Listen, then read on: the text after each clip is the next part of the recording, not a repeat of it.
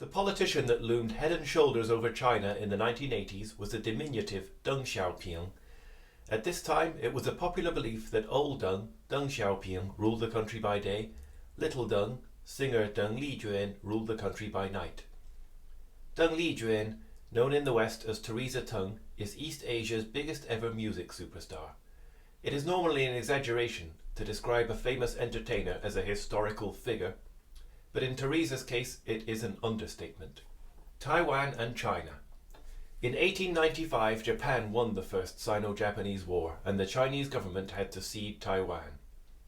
After World War II, having helped defeat Japan, the Republic of China began ruling Taiwan, with the consent of its allies, America and Britain.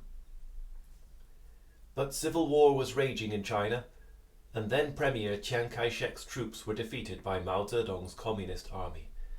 Chang, the remnants of his Kuomintang National Party government, and about 1.5 million of their supporters fled to Taiwan in 1949. Chang set up a government in exile, which he led until his death in 1976. Teresa Teng was born in Taiwan in 1953, and for her entire lifetime, Taiwan was a dictatorship with a complex, interlocked, yet very distant relationship with the People's Republic of China.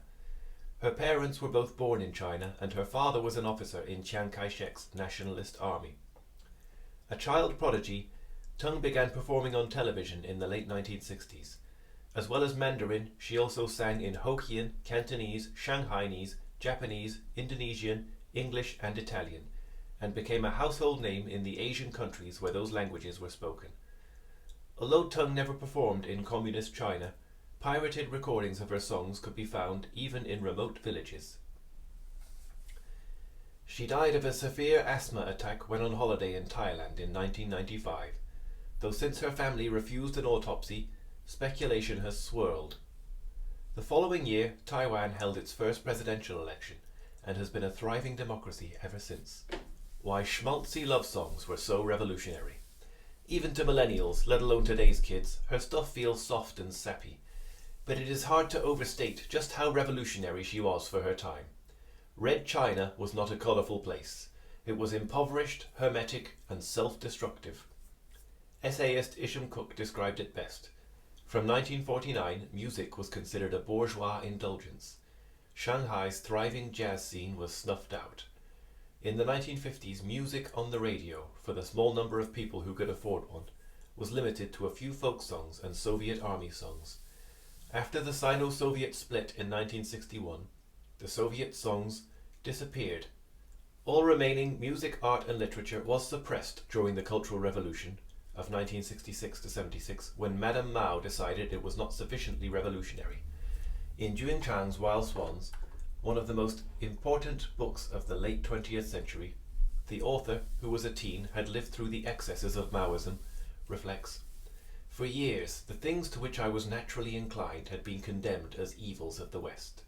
Pretty clothes, flowers, books, entertainment, politeness, gentleness, spontaneity, mercy, kindness, liberty, aversion to cruelty and violence, love instead of class hatred, respect for human lives, the desire to be left alone, professional competence. As I sometimes wondered to myself, how could anyone not desire the West?" According to Music and the Mind by psychiatrist Anthony Storr, in ancient Greece the musical system was one of 8 keys. Each key represented a different emotion, but Plato, when describing a harmonious society in his The Republic, wanted all keys, except for the types that relaxed the listener and the type that stirred patriotic feelings, to be banned. As much as things have moved on, even in today's China, most of the most popular songs in China fit either of those categories: rabble-rousing anthems or relaxing, slow-tempo love ballads. In fact, Mei Hua, Plum Blossom, one of Teresa Teng's biggest hits, can be considered both. The final line of the chorus is 冰雪风雨他都不怕，他是我的国花. It has no fear of ice or snow, wind or rain. It is my national flower.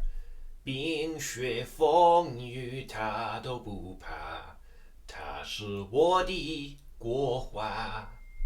Although this is considered throughout the Mandarin-speaking diaspora to be a patriotic song, The soldiers who appeared in this video are Taiwanese, so their entire military careers have been based around repelling an invasion from China.